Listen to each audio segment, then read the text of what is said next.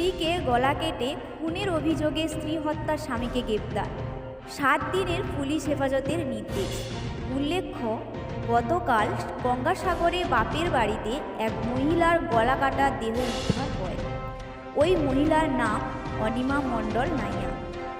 বাপের বাড়ির লোকের অভিযোগ, অনিমা দেবীর স্বামী সুখদেব নাইয়া ধারালো অস্ত্র দিয়ে তার গলা কেটে পালিয়ে যায়।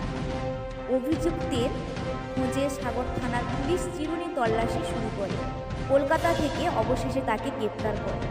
ঘটনাটি ঘটে দক্ষিণ 24 পরগনার গঙ্গাসাগরের মুড়িগঙ্গা গ্রাম পঞ্চায়েতের পাখিরালা গ্রামে। পুলিশ তার বিরুদ্ধে বধূ নির্যাতন 498A এবং 203 ফোনের মামলা করে। আজ তাকে কাকদ্বীপ আদালতে তোলা হয়। মহামান্য বিচারক তাকে 7 দিনের পুলিশ হেফাজতের নির্দেশ দেয়। জানা যায়, প্রায় 8 বছর আগে রায়দিঘিতে বিবাহ হয়েছিল অনিমা দেবী।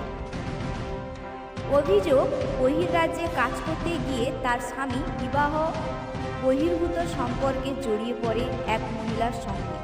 তারপর থেকে অনিমা দেবীর ওপর নেমে আসে অত্যাচার। অতীত ভুলে স্বামীকে নিয়ে বাপের বাড়িতে বেশ কিছুদিন ধরে থাকতে শুরু করেন অনিমা দেবী। গতকাল ধারালো অস্ত্র দিয়ে বেপরোয়াভাবে কোপাতে থাকে অনিমা দেবীকে। ঘটনাস্থলেই তার মৃত্যু হয়। ঘটনাস্থলে আসেন সাগর থানার পুলিশ। পুলিশ মৃতদেহ নিয়ে ময়না তদন্তে পাঠানোর ব্যবস্থা করে।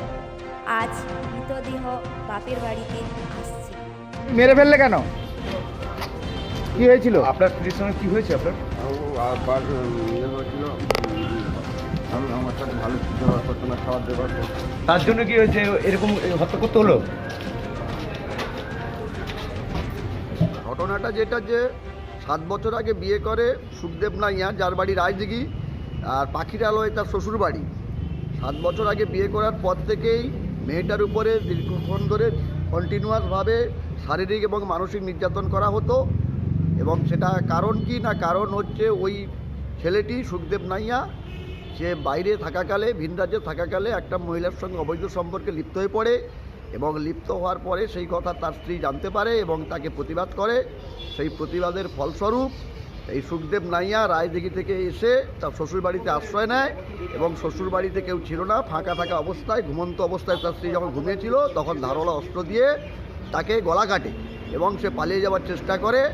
পালিয়ে যাওয়ার চেষ্টা করার পরে সাগর থানার পুলিশ তাকে ধরে আজকের আদালতে পেশ করে এবং তার বিরুদ্ধে বধূ নির্যাতনের ধারা 498A এবং তার সঙ্গে হচ্ছে 302 মারার এই ধারা অভিযুক্ত করা হয়েছে তাকে। এবং ওই অভিযুক্তকে আজকে আদালতে পেশ করলে মহামান্য আদালত তাকে 7 দিনের পুলিশ হেফাজতের নির্দেশ দেয় এবং পুলিশ হেফাজতে পাঠায়। আপনার নাম? আমার নাম দেবাশিস মিশ্রা, অ্যাডভোকেট, কাকদ্বীপ।